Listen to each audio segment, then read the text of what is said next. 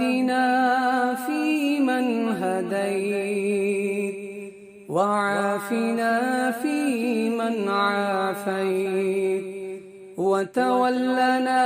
فيمن توليت وبارك لنا فيما أعطيت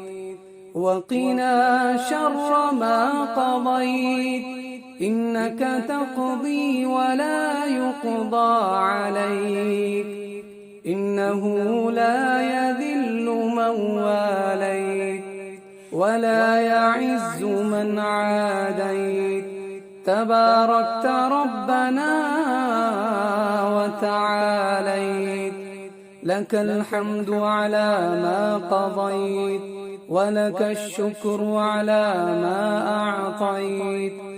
نستغفرك اللهم من جميع الذنوب والخطايا ونتوب إليك